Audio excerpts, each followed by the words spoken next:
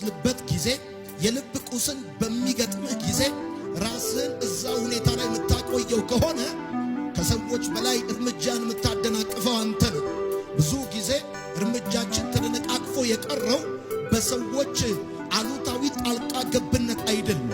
የልብ ቁስል ሲገጥማችሁ ባመናችሁ ስትከዱ የቀረባችሁ ሲረሻሻችሁ ወይንም ደግሞ ያጀባችሁ ሲበተን እና በልብ ስብራቱ ስትገቡ በፍጹም እዛ ሁኔታ ላይ ራሳችሁን አታቆዩ።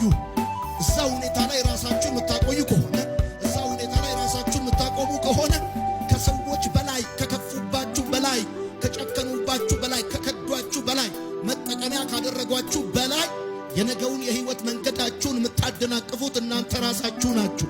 ምናልባት እነዛ ወዳጆቻችን ምናልባት እነዛ ያመናቸው ሰዎች አንድ ጊዜ ሊሆን ይችላል የመቱን።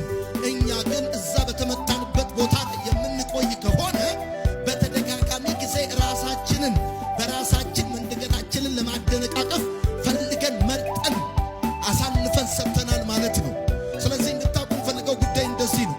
ያለፈውን መርሳት፣ የትናንትናውን መተው፣ ወደሚቀጥለው የህይወታችሁ ምዕራፍ ለመሄድ ወሳኙ እርምጃ በፍጹም በትናንትናችሁ እንዳትታሰሩ።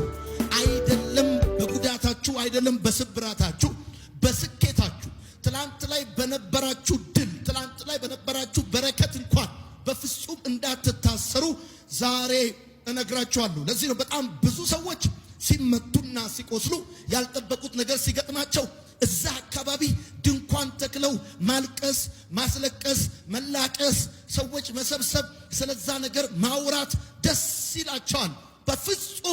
በፍጹም ልባችሁ በቆሰለ ጊዜ ልባችሁን ባቆሰለው በዛ ሁኔታ ራሳችሁን፣ ስሜታችሁን፣ መንፈሳችሁን፣ ሐሳባችሁን ለማቆየት አትምረጡ።